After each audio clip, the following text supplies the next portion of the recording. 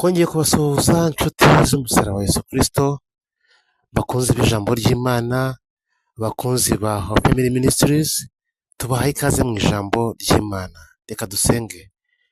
Nyir'ibihe uhoraho, muri nyir'ijuru n'isi, ndagushimiye ndaguhimbaje, ngushimiye kugira neza kwawe kwiza, ngushimiye umwanya udaha ngo tuvuge ijambo ryawe, nsengera imitima yose igiye kuryumva, kandi nanjye ngiye kurivuga umfashe, byose ni mu izina rya Yesu Kristo umwami wacu, amen. Amazina ni Gaston Prince, ndi umuvugabutumwa, ndi umugabo, mfite umufasha ndetse n'abana. Dusome ijambo ry'Imana, Samweli wa mbere, 17, umurongo wa 12 n'uwa 15.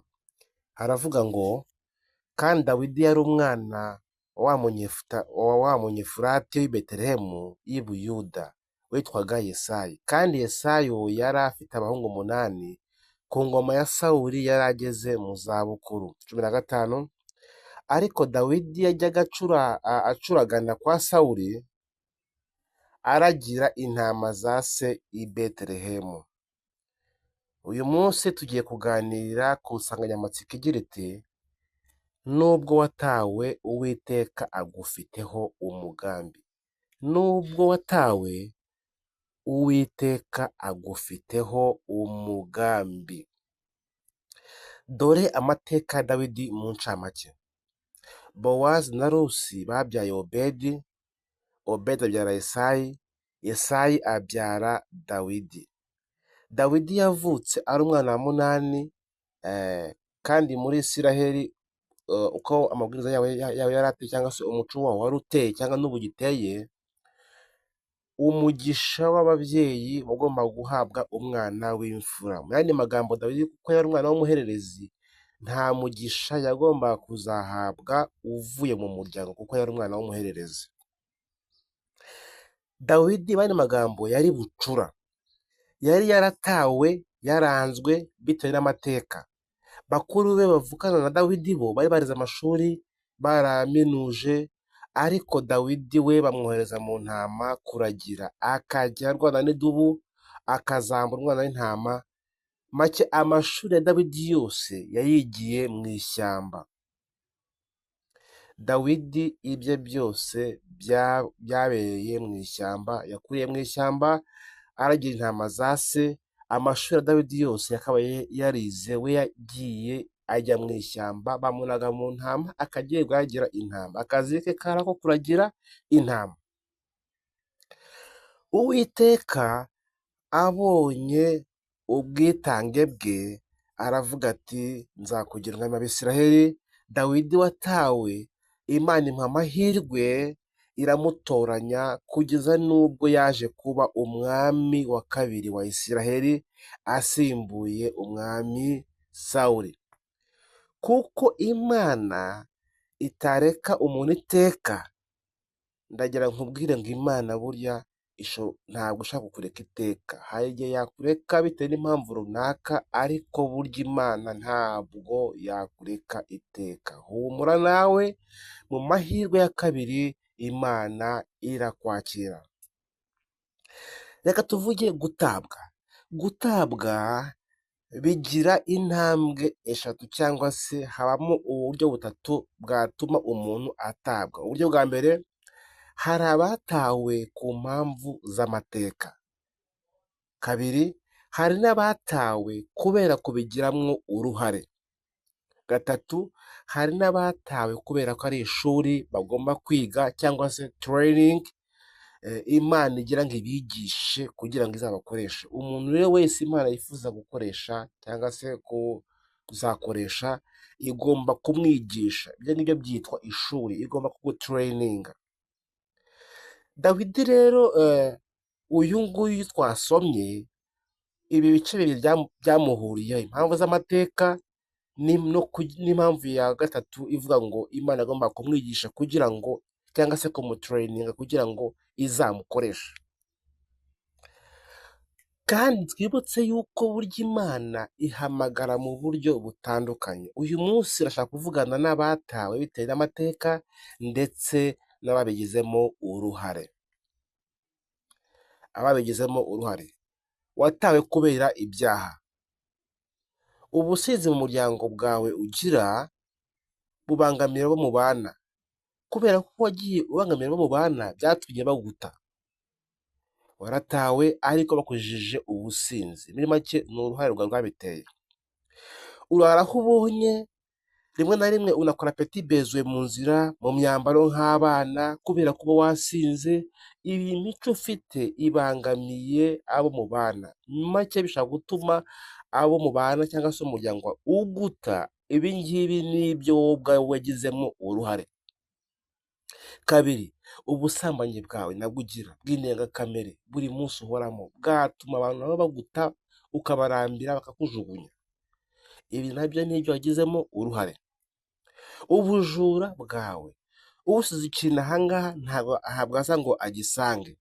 Muri make uri umujura muri quartier, uri umujura mu kazi, uri umujura ahantu hose. Ibi byose ukora bibangamira abagenzi bawe cyangwa se umuryango muri rusange, byatuma nabwo utabwa, kubera ko ibi ngibi ni kuba warataye wakoze ibi ngibi ni uruhare rwawe rwatumye baguta. N'ibindi bibi byinshi, baraguhuguye biranga, baraguhana biranga, baragukubita ntiwumva, ariko nawe ubwawe urambiwe kuba mu bibi, ko n'ubusanzwe burya ibibi nta cyiza bigira uretse kugira umutima uhagaze no kubura amahoro. Ariko humure, uyu munsi hari amahirwe n'Imana iguhaye.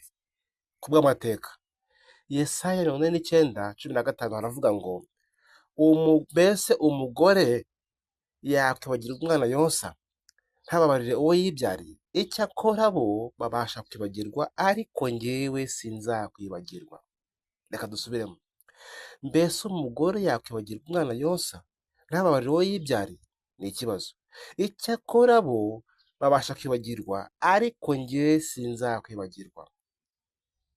Muzi ko burya n'umubyeyi ashobora kwibagirwa umwana yabyaye yonsa ntamumenye akamwibagirwa? Birashoboka nabyo. Reka tubaho urugero. Ubyaye umwana mu mateka mabi, urangije uramujugunya. Imyaka 10 uhuye n'umwana yarakuze. Ubuse ugira ngo uyu mwana wawe yarakuze wabasha kumenya uwo ari we? Ushobora kumubyara ukamujugunya, ushaka kumuta ku mpamvu imwe cyangwa iyindi, bikarangira umwana wawe akuze mutari kumwe, ndetse ukazanamwibagirwa. Ariko Bibiliya yavuze ngo ariko njyewe sinzakwibagirwa. Ninde uvuga amagambo? Ni Uwiteka. Uwiteka ntabwo azakwibagirwa. Nubwo umubyeyi wakubyaye yakwibagirwa, birashoboka, ariko Uwiteka Imana yo ntabwo izakwibagirwa. Haleluya. Ibyo byakubayeho, ariko Imana yo ntiyakwibagirwa. Imana iratuzi. Haleluya, haleluya.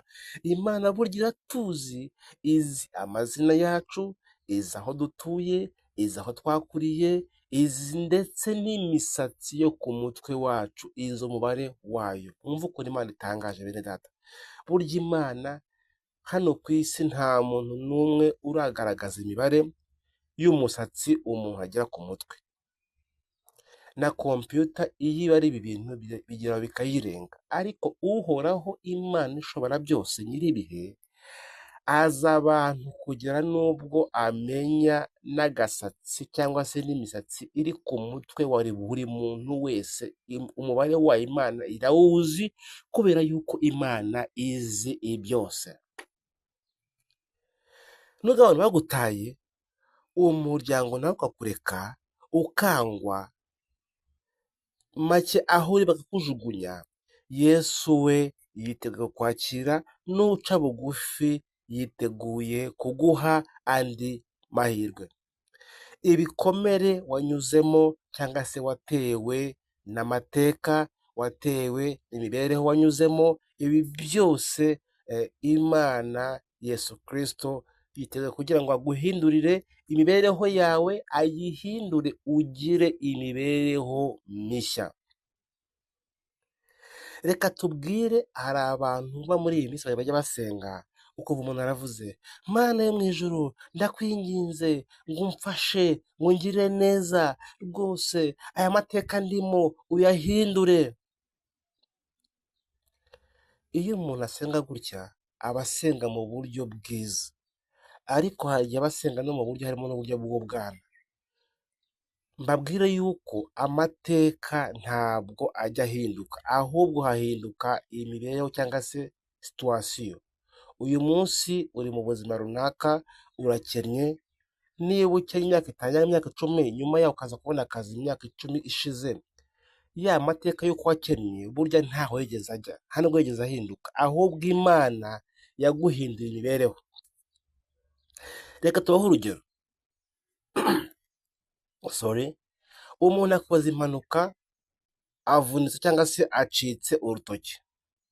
Ibi iyo bibaye byitwa ko ni amateka umuntu yagiye mu modoka arangira akora impanuka acika urutoki.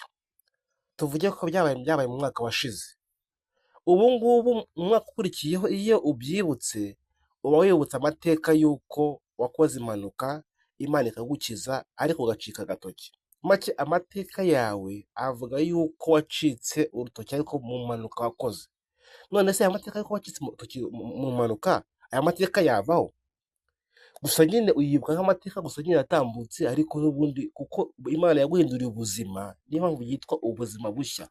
Rero bivuze ngo amateka y'umuntu ntabwo avaho, ahubwo amateka y'umuntu Imana yamutambutsamo ikamuha imibereho mishya. Dusubiremo. Amateka y'umuntu ntabwo avaho, ahubwo amateka y'umuntu Imana yamutambutsamo yarangiza ikamuha ubuzima bushya. Tubibutse yuko amateka meza abantu bigana ibyiza bayabonye cyangwa bayabonyemo cyangwa se bayabonamo. Amateka mabi yo agusigira isomo rituma wiga gukora neza cyangwa se gukora ibyiza. Reka tubagire inama.